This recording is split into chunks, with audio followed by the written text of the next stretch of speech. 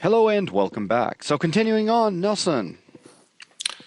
Okay, so we have all the actors in play. We have all of our classes created. We have the data being threaded through them. But we're lacking some code. Our tree grammar currently does absolutely nothing. Now, I'm going to go ahead and put these guys side by side and talk a little bit about what the tree grammar is actually going to do. The tree grammar is going to take the tokens that we generate in our tree rewrites and convert them into actions for us. Actions being literal C# code. So you'll see that our grammar file, or our combined grammar file, our parser rules, took in the token stream returned by the lexer, established meaning, and turned it into another token stream. We want to take this token stream and turn it into something else, in this case a list of actions. Now the easiest way to go about doing this is going to actually be copying and pasting all this code up here, all of these parser rules. The reason why we're doing this is that we actually already have the syntax needed to parse our tree. See, we're basically doing the opposite. We're taking this as the input rather than the output. But we already have all this code written, so we can go ahead and copy and paste all this stuff and then massage it a little bit to make it look nicer. So I'm going to go ahead and copy and paste all this stuff.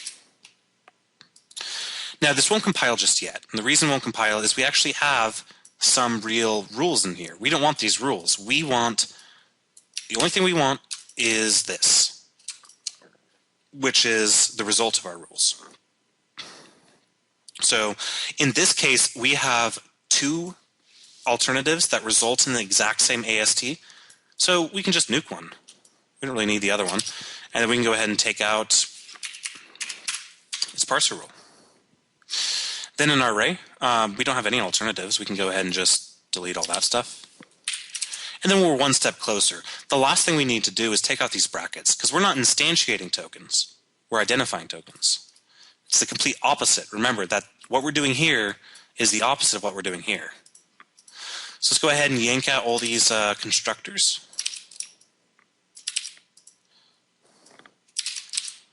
And let's go ahead and yank out these alternatives because they're worthless.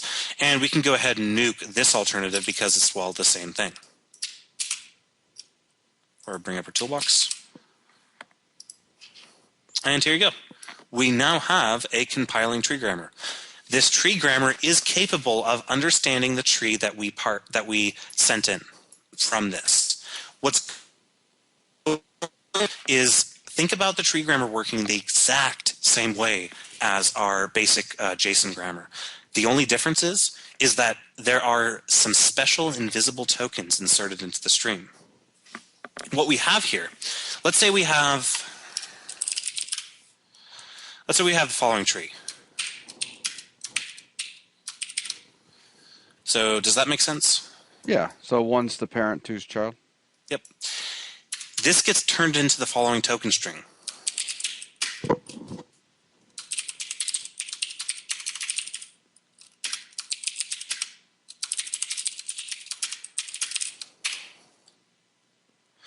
It gets flattened out. Okay. And these magical up and down tokens get added into the token string to determine who's the parent of who. And this syntax right here, this little error right here, specifies when the parser should expect an up token, and then finally at the end of this is where the parser should expect a down token. We can't actually parse out the up and down tokens ourselves. They're just magical tokens inserted by Antler. But I want to point out that these trees are sent in as lists of tokens. And the process that we parse that tree out is the exact same process that we would parse out any list of token, such as what we do down here in our normal parser rules. The only difference is that we need to indicate to Antler when we expect an up or a down.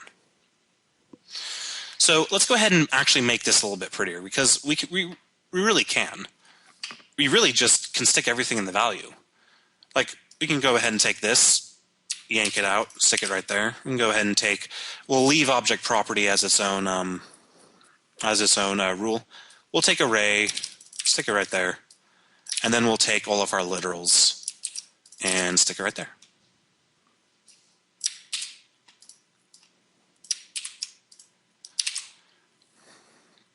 So I think that looks.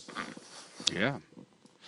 So we've basically taken all of this complex stuff that has to actually identify the intent of the user.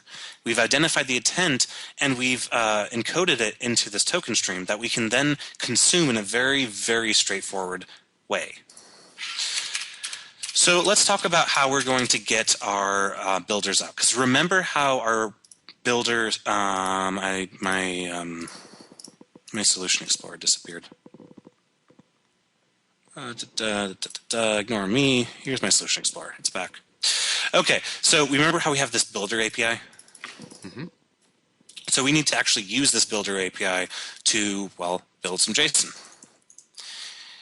Let's go ahead and see what that'll look like. Our file rule is going to simply return an iValue builder, just like before.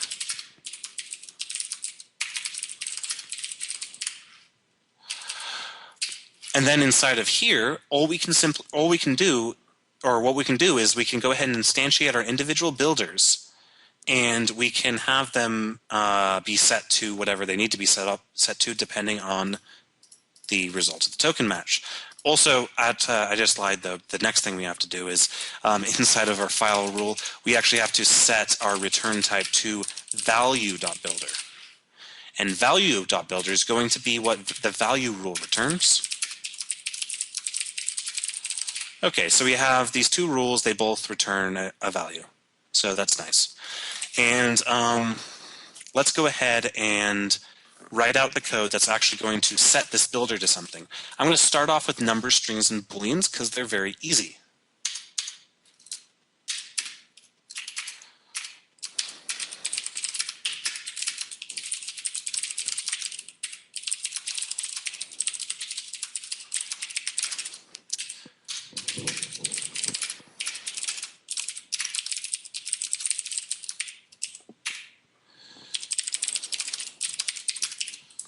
All very, very straightforward, I hope. Yes.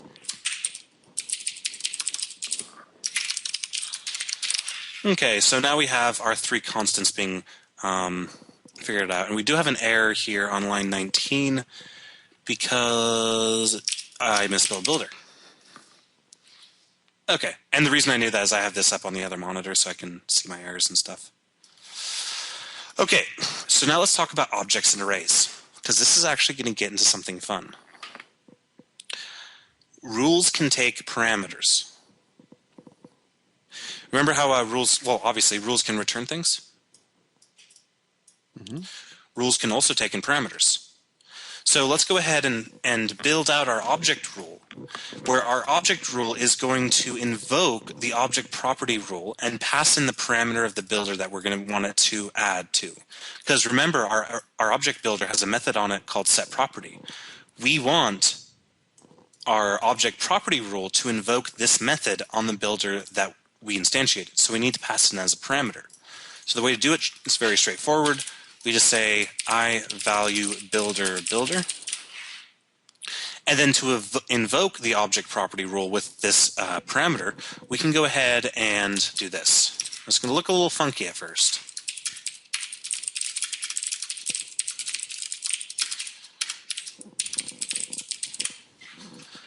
What we did here is inside of this action, and this action will be invoked the second an object token is matched. We will instantiate our object builder, and we will assign it to what we will end up returning as the identifier builder. Then we actually invoke the object property builder 0 to many times, and we provide it the object builder we want to use. So our object property builder, all he needs to do is actually what he's going to take in a object builder, by the way. It's not going to take in an iValue builder. And then we're going to cast our builder into an object builder. Because remember, builder is of type iValue builder, blah, blah, blah. Okay, so inside of our object property, all we have to do is say builder, which is our parameter, dot set property, property.text, comma, value.builder. Because remember, this is very recursive in nature. When this invokes, or gets invoked, it's going to invoke our object property rule. Our object property rule is going to match the token property in addition to the up and downs, and then match a value. The value is going to jump back in here, and it's going to repeat until it's done being parsed, and then all the way back into our object property method, or rule rather, we will have the value of the builder that the value returned here. And we can set it to the builder that we passed in as a parameter. So we're actually going to do the exact same thing with our arrays.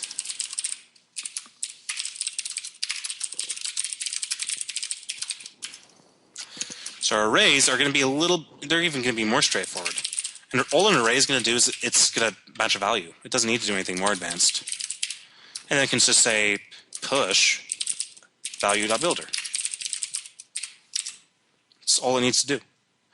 So this actually emphasizes that the way that Antler treats rules, you can call upon the array property rule even though all it's going to do is match a single value.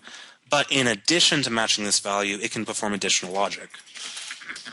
So now to make this work, all we have to do is say builder equals new array builder,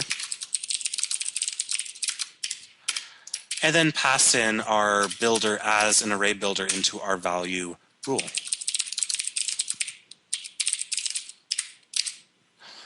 And we get an unsuccessful compilation saying on line 16 something broke. I didn't change it to the array property rule. I kept it as a value rule.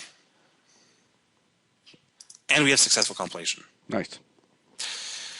So now, finally, inside of, or actually, yes.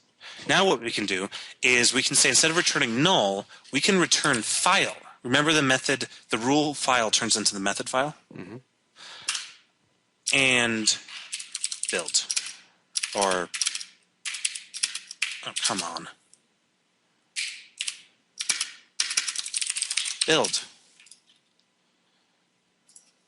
Am I not knowing how to use C# anymore? Because I could have sworn this thing takes... Ooh, yeah. I forgot to actually import the namespace. Mm-hmm. So you see the compiled file is all freaking out because I don't have the namespace or anything. Yeah. So let me go ahead. Yeah, let me go ahead and add that. We'll do a header, and we'll say, oh wow. I'm going to go ahead and pause while you restart all of Visual Studio again. Yeah. Are you... Okay, we've resumed. Do you want to mention that real quick, Nelson, about how you've seen that happen a few times? Yeah, the Antler syntax highlighting plugin, which I don't think we ever discussed, that I installed. Mm-hmm. And if you want to install it, it's under Tools, Extension Manager. It's going to be called Antler Language Support. Nice little plugin. But it likes failing sometimes. And just like you saw, it'll occasionally throw an exception and stop working. I think I could have just closed out the file and reopened it, but I wanted to be completely sure that everything was cleared out and restarted before. Yeah. So, yeah. Okay, so all we have to do is add our using statements in. So we can say using console application. Why am I typing this out? Dot abstract. The abstract. And builders. And now our code works. Because remember, our file rule returns an iValue builder, just like we specified right here in the Antler file. So in this case, all we have to do is invoke our file rule and invoke the build method on it, because that's what our value builders let us use. So now if I run this, hey, awesome. We get the result of first getting the object at hey, the third index. So this is the object hey, this is the third index, getting the object at key whoa, getting the third index again, which is hey, and printing that out. We have a hey right there. And then the next one, we're looping over every value in hey, second index, or third index, sorry, then whoa, which is this array right here, which you see getting printed out as well. Mm-hmm. So there's our basic JSON parser, implemented in terms of a combined grammar file and a tree grammar file. Fantastic. Okay, so what's the plan? Where are we going to be going from here?